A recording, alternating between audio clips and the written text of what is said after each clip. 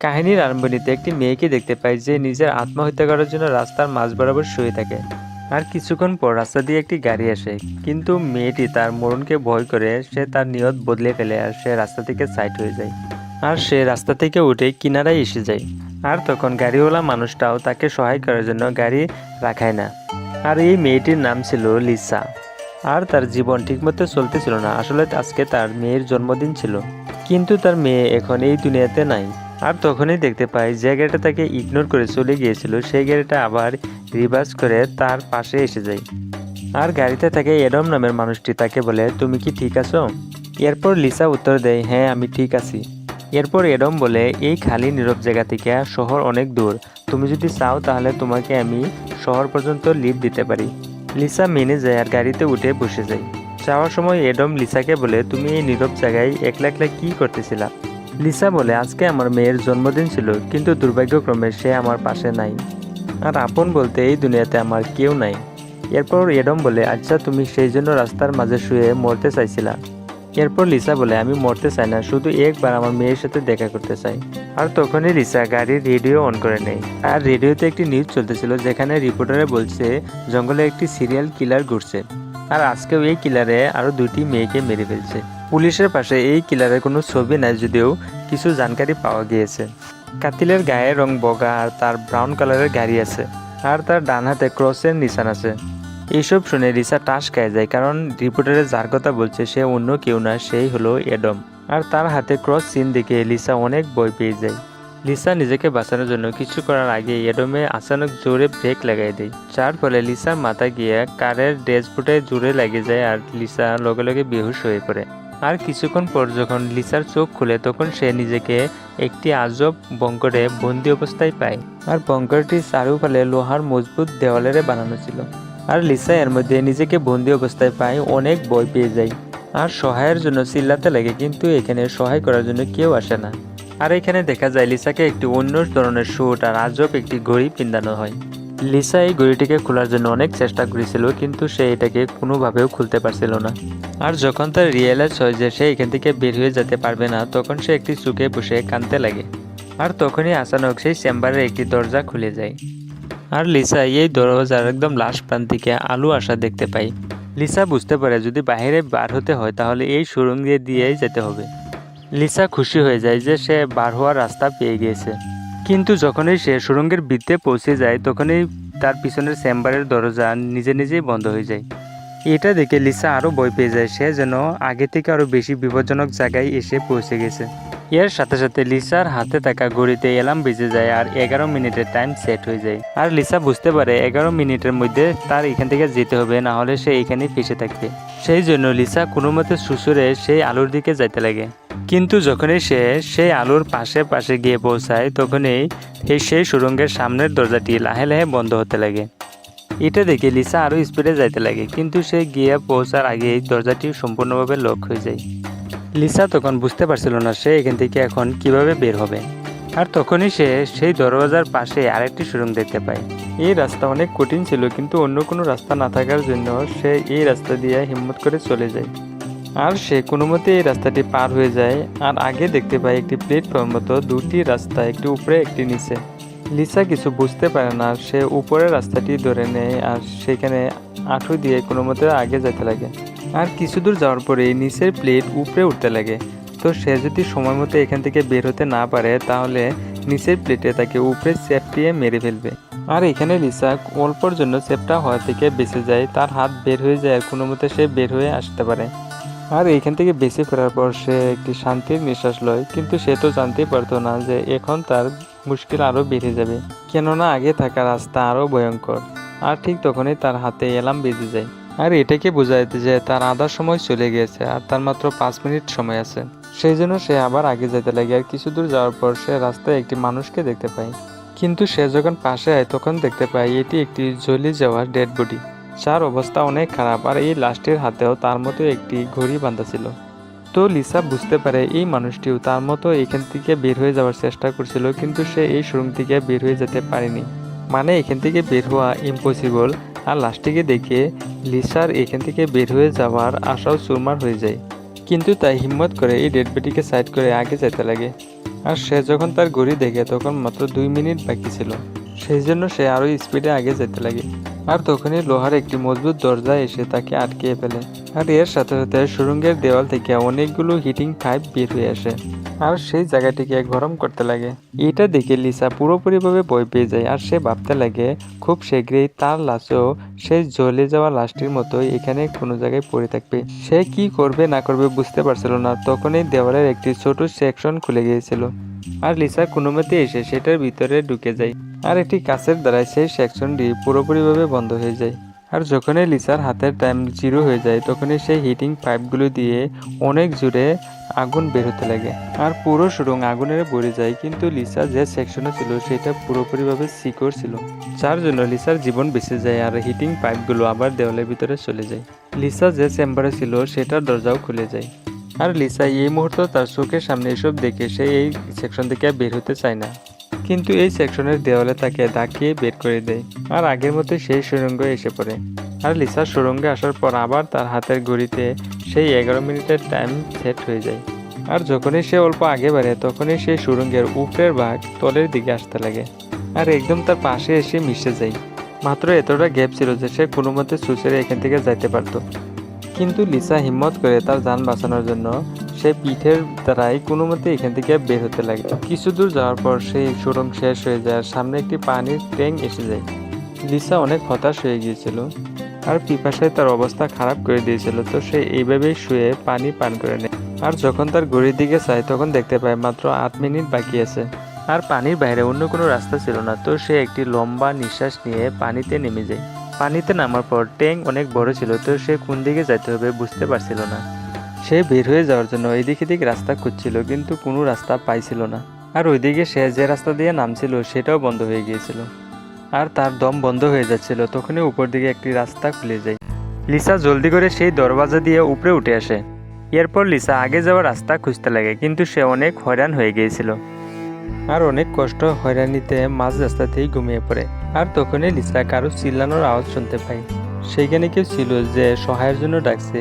এটা শুনে লিসার বেঁচে থাকার জন্য অল্প সাহস হয়, সেই জন্য সে জলদি করে সেই আওয়াজের পিছনে যাইতে লাগে। আচানক এক জায়গায় ঠিক তার নিচে একটি দরওয়াজা খুলে যায়, যার মধ্যে উতালো তেজাব ছিল। আর লিসা কোনো মতে সেই তেজাবে পড়ে যাওয়া থেকে বেঁচে যায়। আর এই তেজাব এত ভয়ানক ছিল যে একটি লোহাকেও কিছু সেকেন্ডের মধ্যেই গালাই দিতে পারে। লিসা হাত আর পায়ের দ্বারাই কোনো মতে এখান থেকে বের হতে লাগে। লিসা সেই জায়গা পার হওয়া অবস্থায় চলে যায় আর তখনই তার হাঁটু তেজাবে লেগে যায়। লিসাই কষ্টই চিল্লাতে লাগে, কিন্তু সৌভাগ্যক্রমে তার শুটের জন্য সে পুরো জলার থেকে বেঁচে যায়। কিন্তু তার হাঁটুত অনেক জখম লেগে যায়। কিন্তু লিসা তার জখম ভুলে গিয়ে সেই আওয়াজের পিছা করতে লাগে আর সে একটি লোহার গেটের পাশে পৌঁছে যায়। আর কিছু দূর আগে আরেকটি গেট ছিল যেটার পিছনে আরেকজন মানুষ ছিল আর সেই মানুষটারও হাতে ঘড়ি আর শুট পিন্ধা ছিল। লিসা সেই মানুষটাকে বলে, দেখো আমরা দুইজনে এখানে ফেসে আছি আর আমরা যদি একে অপরকে সহায় করি তাহলে এখান থেকে বের হতে পারবো। কিন্তু সেই মানুষটা অনেক সময় ধরে এখানে আবদ্ধ থাকার জন্য তার মেন্টালি অবস্থা অনেক খারাপ হয়ে গিয়েছিল। সেই মানুষটা কখনো কখনো লিসাকে গালি দিছিল আর কখনো কখনো সরি বলছিল আর বলছিল ওরা এখনই আসবে আর আমাদের দুজনকেই মেরে ফেলবে। আর জোরে জোরে হাসতে লাগে। আর তখনই লিসাই দেখছিল তার হাতের ঘড়িতে 60 সেকেন্ডের কাউন্টডাউন আরম্ভ হয়ে গিয়েছে। এর সাথে সাথে দেওয়াল থেকে হিটিং পাইপগুলো বের হয়ে আসতে লাগে। আর এবার বাঁচার জন্য যে স্যাংশন খুলছিল সেটা লিসা আর সেই মানুষটার মাঝ বরাবর ছিল আর এটাতে একজনের জায়গা ছিল, ইয়া লিসা বাঁচবে না হলে সেই মানুষটা। আর তখনই লিসা আর সেই মানুষটার সামনে যে গেট ছিল এগুলো সরে যায় আর দুজনেই স্প্রেসে চেম্বারের দিকে যেতে লাগে।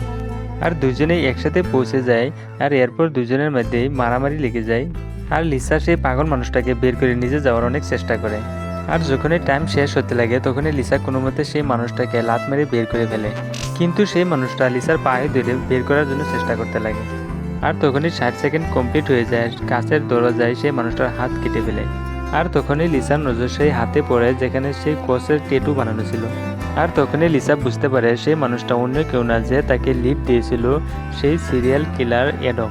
আর তখনই লিসার সব কনফিউজ দূর হয়ে যায়। প্রথমে সে ভাবছিল যে সেই মানুষটাই তাকে এখানে বন্দি করেছে, কিন্তু তার ভুল ধারণা ছিল, কারণ অ্যাডমও তো এখানেই ফেসে আছে। আর তখনই 11 মিনিট কমপ্লিট হয়েছিল আর সেই হিটিং পাইপগুলো দিয়ে আগুন বের হয়ে অ্যাডমকে জ্বালিয়ে পুড়ে ফেলে। আর নিজের চোখের সামনে অ্যাডমের এরকম মরণ দেখে সে ভয়ে কাঁপতে লাগে। কিছুক্ষণ পর সেকশনের ভিতরে একটি ছোট ফাঁকা দিয়ে একটি রোবট আসে দেখতে এটা আজব ছিল, কিন্তু এটা লিসাকে কোনো ক্ষতি করছিল না, বরঞ্চ লিসার পায়ে লাগা তেজাবের ঘাওকে ঠিক করে দিয়েছিল। লিসা রোবটকে জিজ্ঞাসা করে ওরা কে আর লিসাকে কেন এখানে নিয়ে আসছে। এর উত্তরে রোবটের মুখ থেকে একটি টুল বের হয়ে আসে আর সেটা লিসার শুটে কানেক্ট হয়ে যায়। এর দ্বারা লিসার ফ্ল্যাশব্যাগের সব কথা মনে পড়তে লাগে। যখন ওরা কারে ছিল আর এডমের বিষয়ে লিসা জানতে পারে, তখনই ওদের মধ্যে লড়াই হয়ে যায় আর এডম লিসাকে বুকে চাকু মেরে গাড়ি থেকে ফেলে দিয়ে। আর তখনই আসমান থেকে একটি সাদা রশ্মি লিসার দিকে আসতে দেখা পায়, আর এর সাথে সাথে লিসা ঘুরে প্রেজেন্টে এসে যায়। আর তখন লিসাই বুঝতে পাই এই এলিয়েন্সগুলো লিসাকে এডমের হাত থেকে বাঁচিয়ে আনছিল। কিন্তু এখানে কেন আনা হয়েছে সেটা না বলেই সেই রোবট এখান থেকে চলে যায়। লিসা এটাও বুঝতে পারে যে ওরা যেই হোক ওরা কিন্তু লিসাকে মারতে চাইছে না, মাত্র তাকে এই গেমটিকে পার করতে হবে, আর পার করতে পারলে সে এখান থেকে যেতে পারবে। লিসা আগে যাওয়ার জন্য সেই চেম্বার থেকে বের হয়ে যায়, আর এডমের হাত সেখানে পড়েছিল। লিসাই সেই এডমের হাতের ঘড়ির নিচে একটি সিম্বল দেখতে পায়।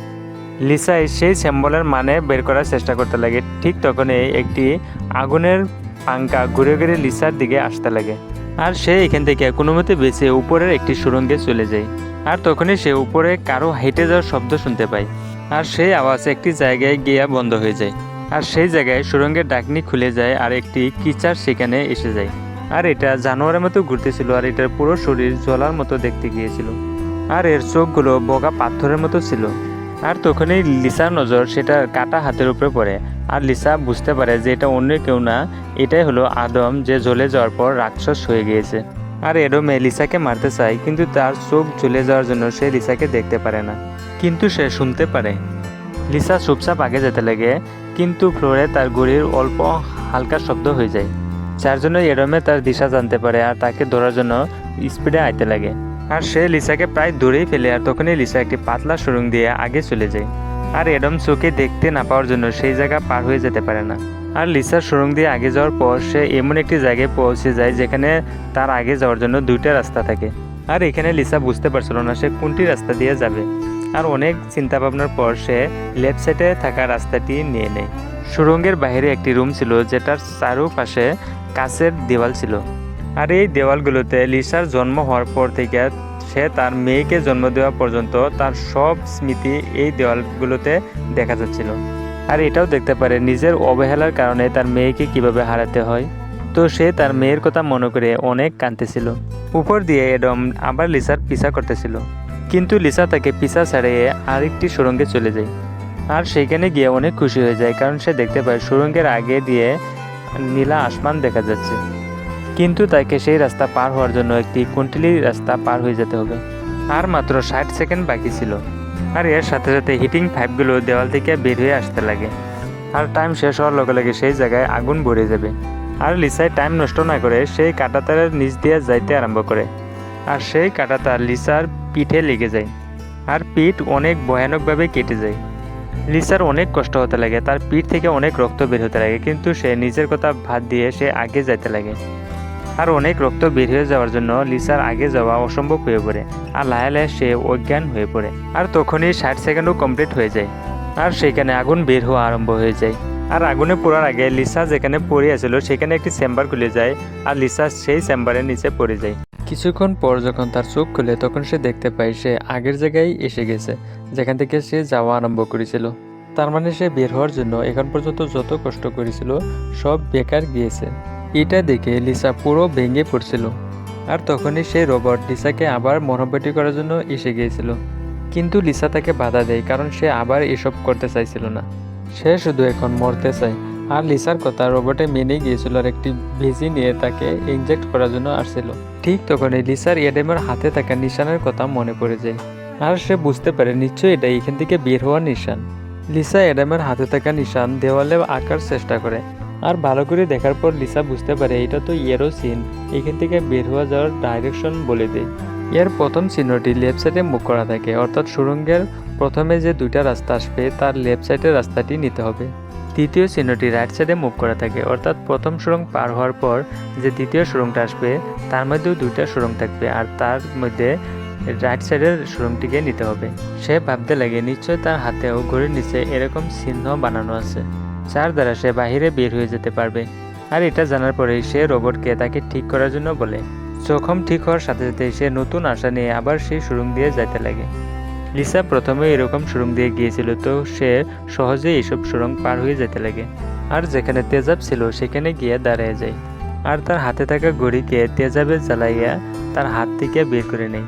তার হাতেও ঠিক এমনই চিহ্ন ছিল যেমনটা এডমের হাতে ছিল। এর মধ্যে কিছু চেঞ্জিং ছিল। লিসা জ্বলে যাওয়া ঘড়িটি হাতে নিয়ে আগে যেতেছিল। লিসা এসে সেই জায়গায় পৌঁছে যায় যে জায়গায় সে প্রথমে এই দুইটা ট্যানেল থেকে এই লেফট সাইডের ট্যানেলটি নিয়েছিল, কিন্তু রাইট সাইডের সুড়ঙ্গটি সঠিক ছিল।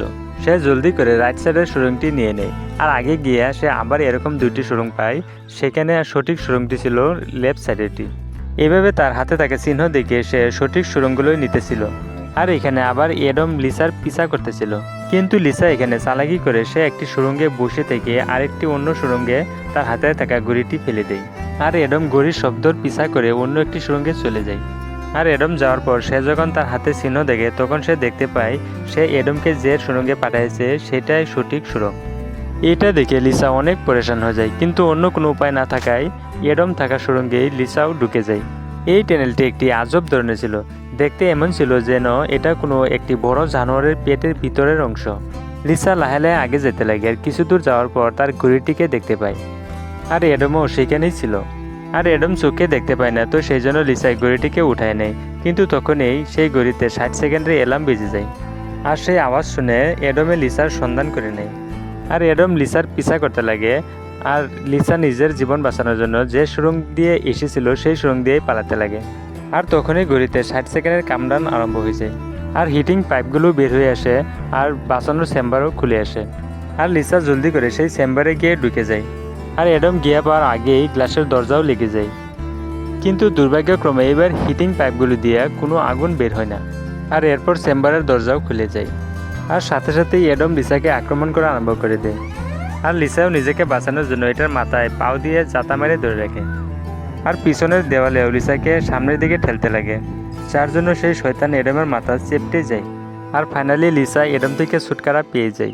এরপর লিসা আগে যেতে লাগে, আর আগে গিয়ে আবার দুটা রাস্তা পায়, আর সিম্বল মতে এটা রাইট সাইডের সুড়ঙ্গ দিয়ে যেতে লাগে। আর এটাই ছিল এখানের সর্বশেষ সুড়ঙ্গ। আর ঠিক তখনই লেফটের সুড়ঙ্গ থেকে একটি ছোট্ট মেয়ে বের হয়ে আসে। ছোট্ট মেয়েটিকে লিসা অবাক চোখের দেখতে লাগে, আর সে কাঁদতে লাগে, কারণ এই ছোট্ট মেয়েটি অন্য কেউ না, এটাই ছিল তার এই মেয়ে নিনা। আর লিসা নিনাকে হারানোর পর বেঁচে থাকতে চাইছিল না, সে শুধুমাত্র তার মেয়ের সাথে একবার দেখা করতে চাইছিল। আর আজকে তার এই স্বপ্ন পূরণ হয়ে গেছে। আর নিনা তার মা লিসাকে বলে, তুমি আমাকে ছেড়ে আর কখনো যাবে না। তার মা বলে, না বেটি, আমি তোমাকে ছেড়ে কখনো যাব না। এরপর নিনা বলে, তাহলে চলো আমার সাথে লেফট সাইডে টেনেলে যাবা। এরপর লিসা বলে, নিনা, আমি তোমাকে হারাতে চাই না, কিন্তু সত্যটা এটাই যে তুমি আগেই মরে গিয়েছো, আর আমার মঞ্জিল হলো যে অন্য সুড়ঙ্গে।